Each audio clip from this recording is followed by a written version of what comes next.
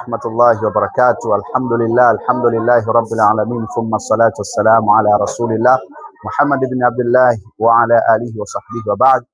Ama baada ya kumshukuru Mwenyezi Mungu na kumtakia ziada rehema mtume wetu Muhammad sallallahu alaihi wasallam.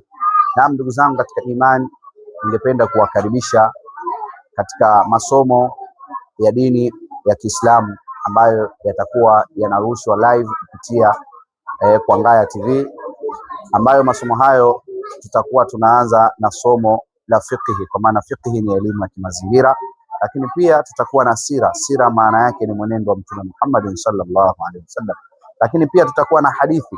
Hadithi kwa maana ni mazungumzo ambayo alikuwa akiyasema Mtume Muhammad sallallahu alaihi wasallam, lakini pia tutakuwa na adabu wal akhlaq au akhlaq kama ambavyo imezoeleka somo la tabia. Kwa hiyo tabia ziko za namna nyingi, lakini Mtume alikuwa akijipamba na tabia gani, pia tutakuja kuzisoma. Kwa hiyo nitumie nafasi hii kuwakaribisha ndugu zangu katika kheri, wapenda kheri, tuweze kuwa pamoja katika kipindi hiki kwa masomo haya ambayo Allah tabaraka wa taala atakapokujalia taufiki yake kuweza kuyasoma.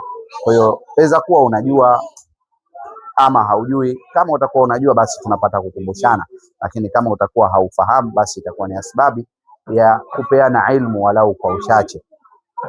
Wama alaina illa albalaghul mubin. Wassalamu alaikum wa rahmatullahi wa barakatuh.